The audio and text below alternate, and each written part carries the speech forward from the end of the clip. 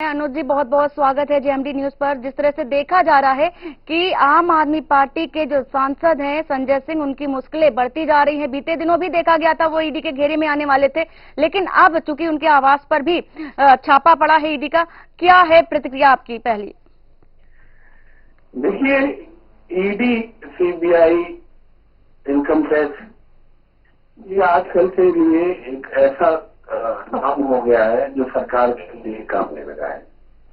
इसकी स्वतंत्रता सरकार ने अपने हाथ में ले रखी है। सरकार जिसको चाहती है, जहां चाहती है, अपने हिसाब से इनको भिजवाती है। उन लोगों को भी भिजवाती है जो भ्रष्टाचार में लिप्त हुए होते हैं, कंठ तक डूबे हुए होते हैं, लेकिन भारतीय जनता पार्टी को ज्वाइन कर लेते हैं। आपने बहुत सारे उदाहरण देखे।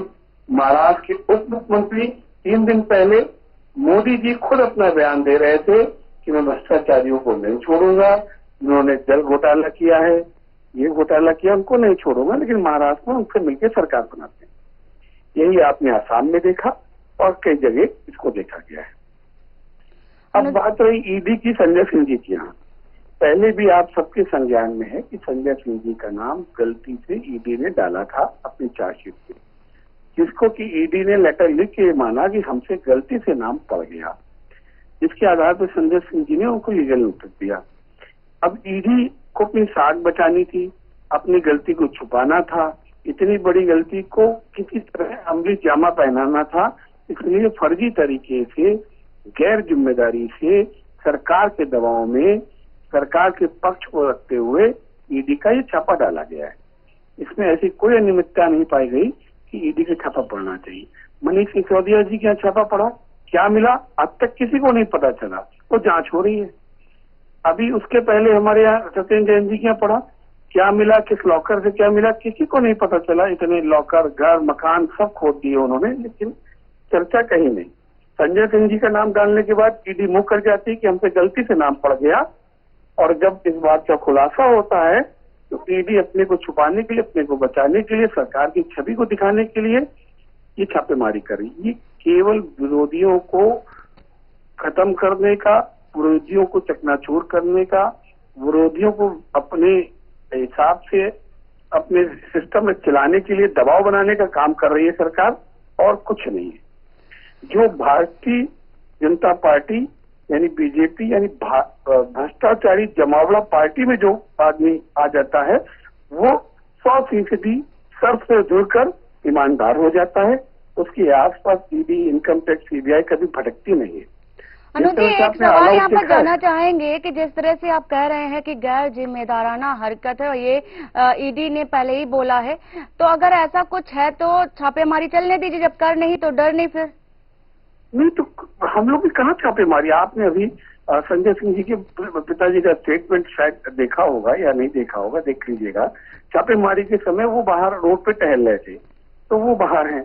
उनसे मीडिया वालों ने पूछा कि भाई ईडी की जांच चल रही है, आप क्या कहना चाहेंगे? तो उन्होंने साफ स्पष्ट शब्दों में कहा कि ईडी की जांच एक संवैधानिक जांच है, इस जांच में हम पूरा सहयोग करेंगे। लेकिन जांच में सहयोग करने का मतलब ये नहीं है कि आप चुन चुन कर, जो आपके विरोध में आवाज उठा रहे हो, जो सत्ता के विरोध में आवाज उठा रहे हो, जो तानाशाही के विरोध में आवाज उठा रहे हो, केवल उनको निशाना साधा जाए, उनके मोरल को, उनके मनोबल को खराब करने का, उनको कमजोर करने का काम किया जाए।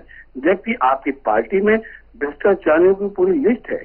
चाहे शिवराज सिंह हो, चाहे वो अजीत पवार हो, चाहे आसाम के मुख्यमंत्री हो, चाहे इतने सारे लोगों की लिस्ट भारतीय जनता पार्टी में जारी होती रहती है, जो कि भ्रष्टाचार में कंठ तक डूबे हुए हैं। लेकिन आज तक ईडी, सीबीआई, मैं अभी आपको बता रहा था, ऑल आउट की तरह भारतीय जनता पार्टी हो गई है।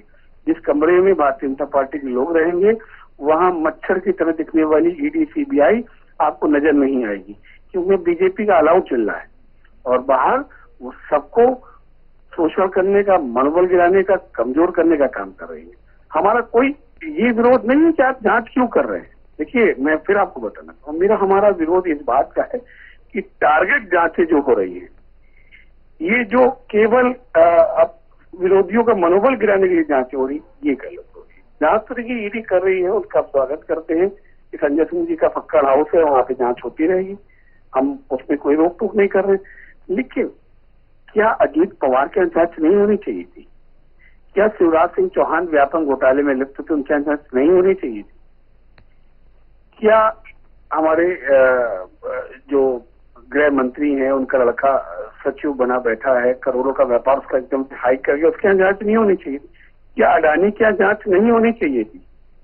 क्या अडानी के डायरेक्टरों की जांच नहीं होनी चाहिए थी? लेकिन ईडी एक तरफ तो अपने को स्वतंत्र एजेंसी बताती है और दूसरी तरफ दबाव में काम करती है, निर्देश में काम करती है, आदेश में काम करती है। ये गलत है, इसका विरोध है। बिल्कुल अनुज जी, अपनी बात रखने के लिए और अपनी प्रतिक्रिया जाहिर करने के लिए बहुत बहुत शुक्रिया आपका।